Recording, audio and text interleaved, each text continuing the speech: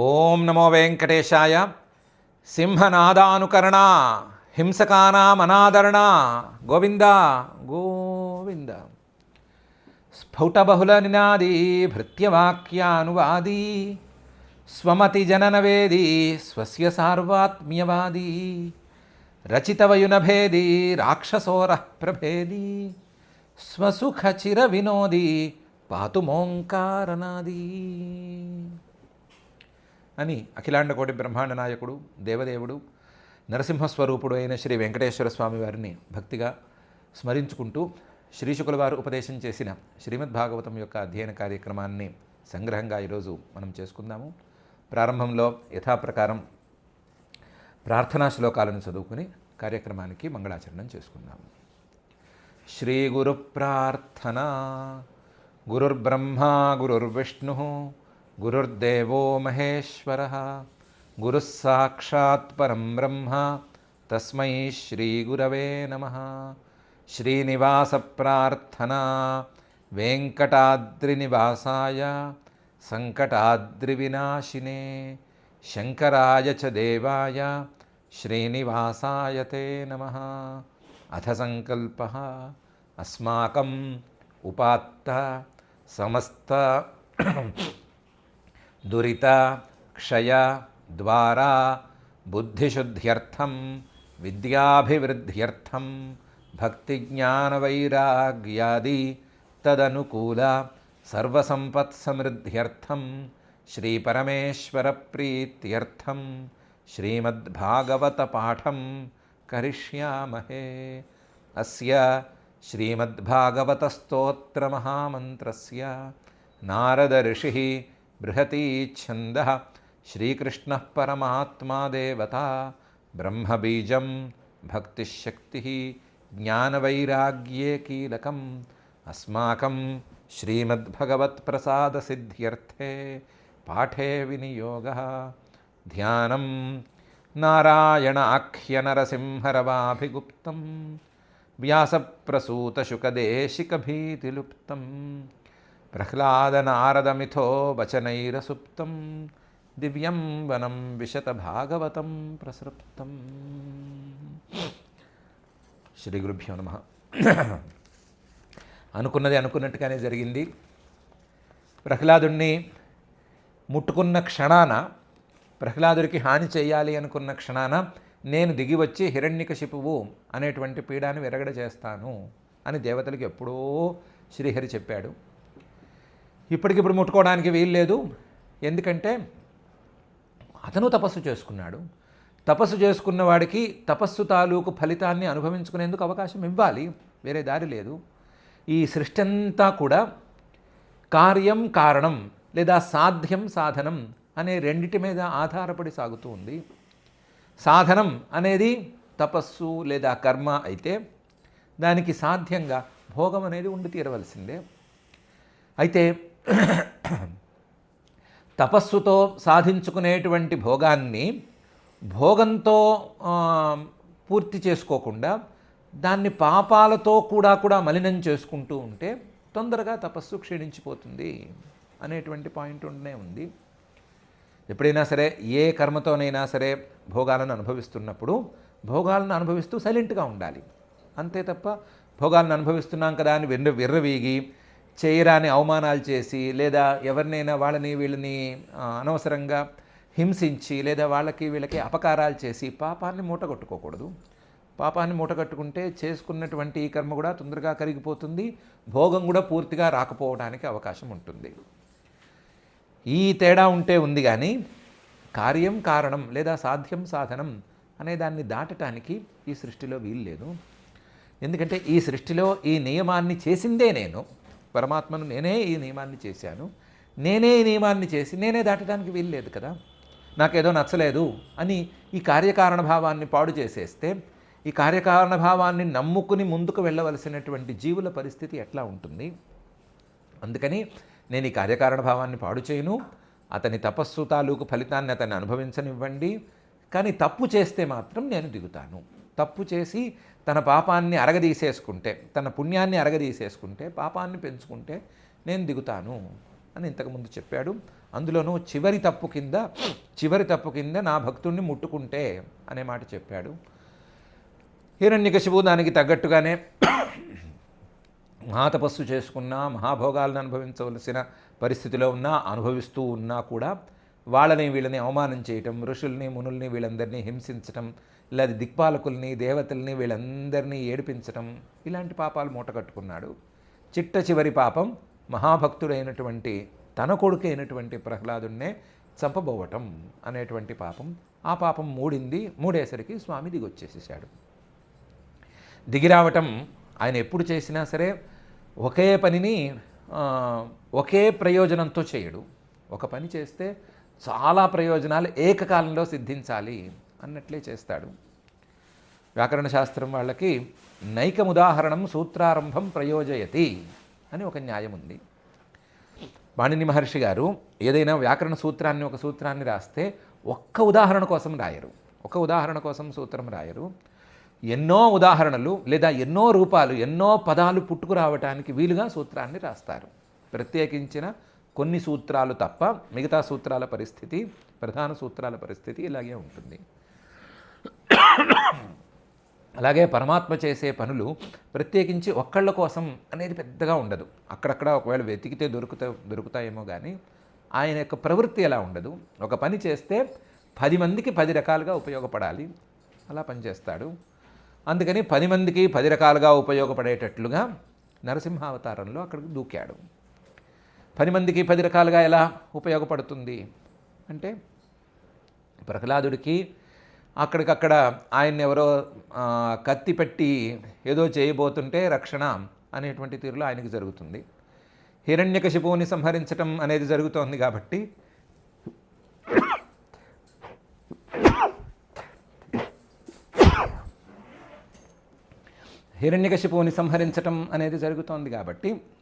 ఆ హిరణ్యకశిపువు వల్ల బాధపడ్డటువంటి దేవతలకి, ఋషులకి, వీళ్ళందరికీ కూడా శాంతి, మనశ్శాంతి అనేది లభిస్తుంది. లోకాలకు కూడా ఉపద్రవం అనేది తొలగిపోతుంది. వీటన్నిటితో పాటు ఈ ఘట్టాన్ని అధ్యయనం చేసుకునేటువంటి మనలాంటి వాళ్ళకి, నరసింహావతార ఘట్టం ఇష్టంగా చదువుకునేటువంటి మనలాంటి వాళ్ళకి ఆ పరమాత్మ సర్వవ్యాపకుడు, సర్వాంతర్యామి అనే విషయం కొంతైనా బోధపడుతుంది. ఇంకా లోతుగా ఆలోచించగలిగినటువంటి శక్తి ఉన్న వాళ్ళకి ఆ పరమాత్మ జ్ఞానస్వరూపుడు, హిరణ్యకశిపువు మాయాస్వరూపుడు. ఆ మాయాస్వరూపుడు మాయకు ఒక ప్రతీక, మాయకు ప్రతీకగా ఉండే మహాబలవంతుడిగా కనిపించేటువంటి హిరణ్యకశిపువు ఆ తత్వజ్ఞానం లాంటి పరమాత్మ వస్తే ఏమాత్రం ఆనడు, ఏమాత్రం సరిపోడు, సరితూగడు అని మనలాంటి వాళ్ళకి లోతుగా ఆలోచిస్తే అర్థమవుతుంది. ఇంకా ఇలాంటి వాటన్నిటినీ మనసులో ఉంచుకుని ఇలాంటి ప్రయోజనాలన్నిటి కోసం ఆ స్వామి నరసింహావతారంలో ఒక్క దూకాడు. దూకినవాడు ఒక్క క్షణం ఆడుకున్నాడు. ఒక్క క్షణం ఈ నరసింహస్వామి మీదకి కలయబడతాను అని హిరణ్యకశిపువు గద తిప్పుకుంటూ వస్తే ఒకసారి ఒడిసి పట్టుకున్నాడు, మళ్ళీ వదిలేశాడు.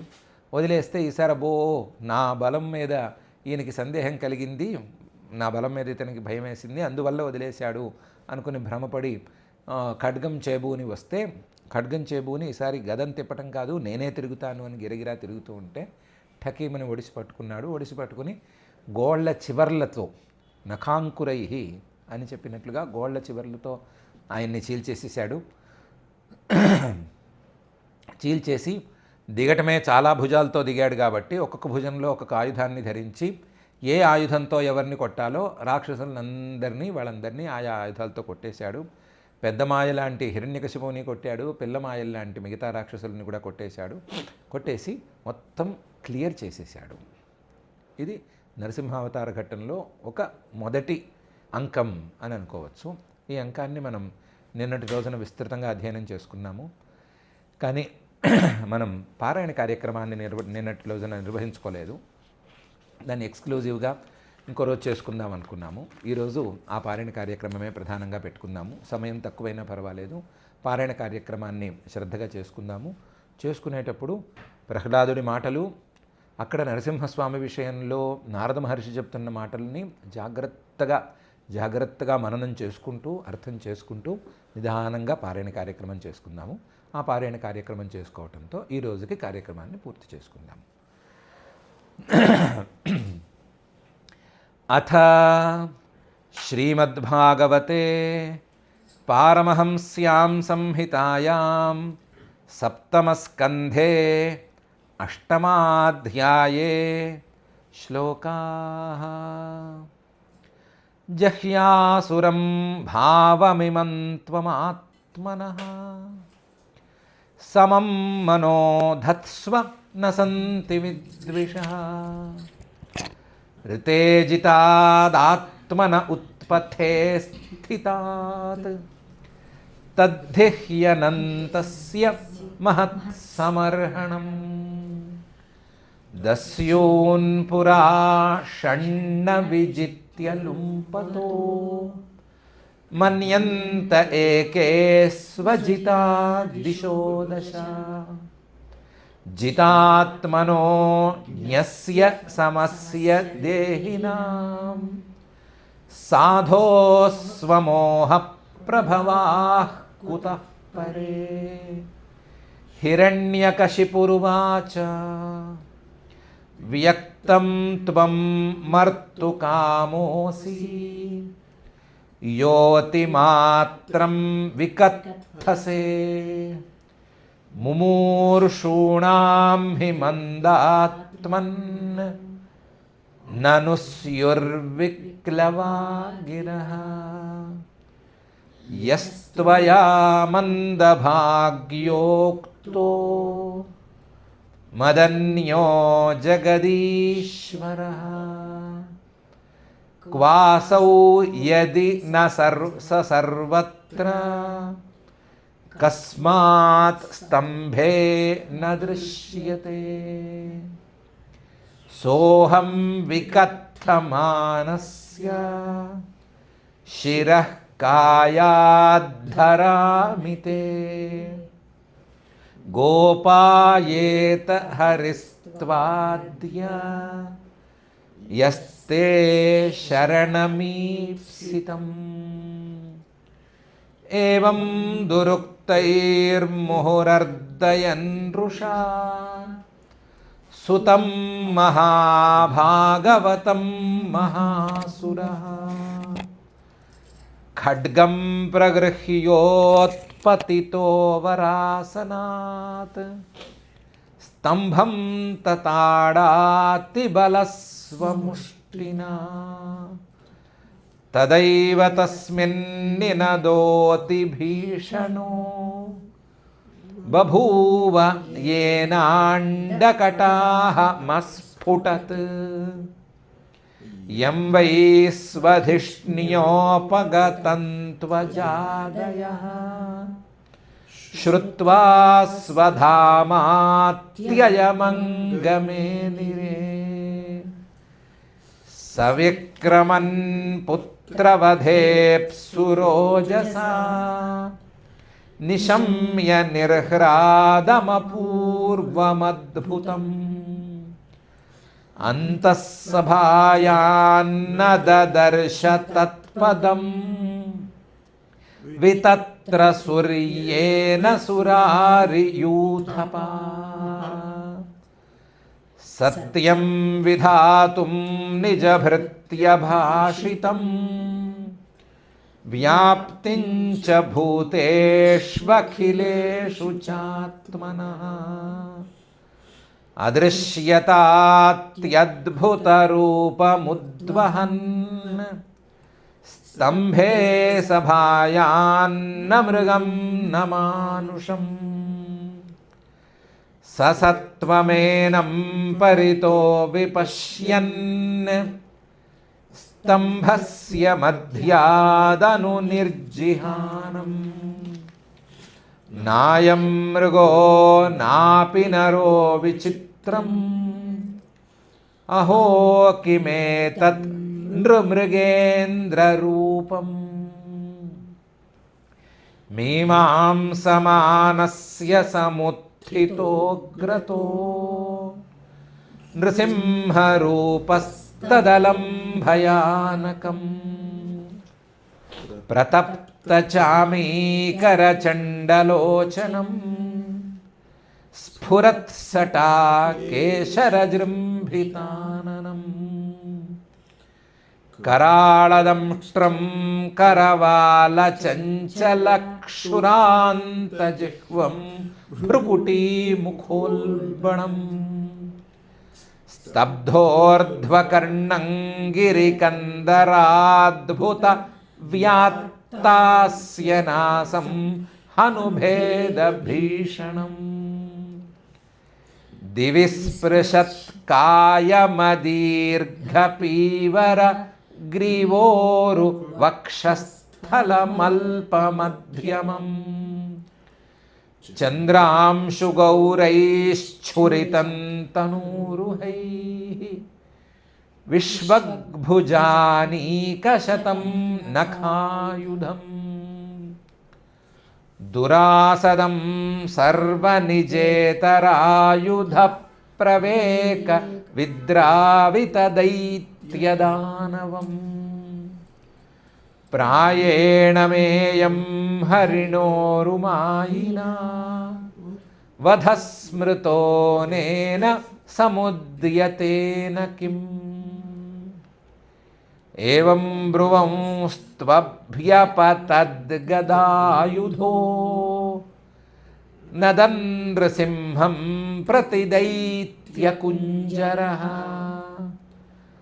अलक्षितोऽग्नौ पतितः पतङ्गमो यथा नृसिंहौजसि सोऽसुरस्तदा न तद्विचित्रं खलु सत्त्वधामनि स्वतेजसा योऽनुपुरापि वत्तमः ततोऽभिपद्याभ्यहनन्महासुरो रुषा नृसिंहं गदयोरुवेगया तं विक्रमन्तं सगदं गदाधरो महोरगन्तार्क्ष्यसुतो यथाग्रहीत् सतस्य हस्तोत्कलितस्तदासुरो विक्रीडतो यद्वदहिर्गरुत्मतः असाध्वमन्यन्त हृतौकसोमराः घनच्छदा भारत सर्वधिष्ण्यपाः तं मन्यमानो निजवीर्यशङ्कितम् यद्धस्तमुक्तो नृहरिं महासुरः पुनस्तमासज्जत खड्गचर्मणि प्रगृह्य वेगेन गतश्रमो मृधे तं श्येन वेगं शतचन्द्रवर्त्मभिः चरन्तमच्छिद्रमुपर्यधो हरिः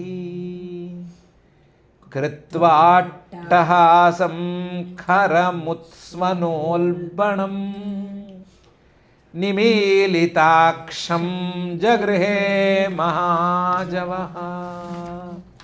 ఈ శ్లోకాన్ని రెండో పాఠాంతరాలతో ఇంకొకసారి పారాయణం చేసుకుందాం. తం శ్యేన వేగం శతచంద్రవర్మభిః చరంతముచ్ఛిద్రముపర్యధో హరిః కృత్వాట్టహాసం ఖరముత్స్వరోల్బణం నిమీలితాక్షం జగృహే మహాజవః.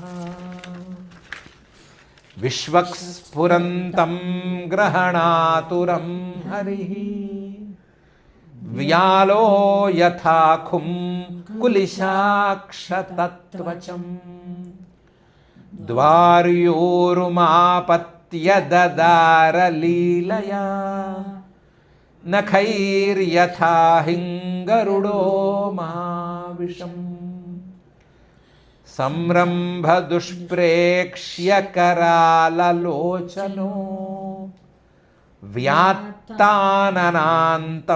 విలిహన్ స్వజిహ్వయా అసృగ్లవాక్తారుణకేశరాననో యథాంత్రమాలీ ద్విపహత్యయా హరిః నఖాంకురోత్పాటితహృత్సరోరుహం విసృజ్య తస్యానుచరానుదాయుధాన్ అహం సమస్తాన్నఖశస్త్రపాణిభిః దోర్దండయూథోనుపథాన్ సహస్రశః. ఇతి శ్రీమద్భాగవతే పారమహంస్యాం సంహితాయాం సప్తమస్కంధే అష్టమాధ్యాయే శ్లోకాః. అథ క్షమా ప్రార్థనా యదక్షరపదభ్రష్టం మాత్రాహీనం చ యద్భవేత్ తత్సర్వం క్షమ్యతాం దేవ నారాయణ నమోऽस्तुते. అథ భగవత్సమర్పణం కాయేన వాచా మనసేంద్రియైర్వా బుద్ధ్యాత్మనా వా ప్రకృతే స్వభావాత్ కరోమి యద్యత్ సకలం పరస్మై నారాయణాయేతి సమర్పయామి. అథ లోకక్షేమ ప్రార్థనా సర్వే భవంతు సుఖినః సర్వే సంతు నిరామయాః సర్వే భద్రాణి పశ్యంతు మా కశ్చిద్ దుఃఖభాగ్ భవేత్. అథ మంగళం శ్రియః కాంతాయ కళ్యాణ నిధయే నిధయేర్థినాం శ్రీవేంకటనివాసాయ శ్రీనివాసాయ మంగళం.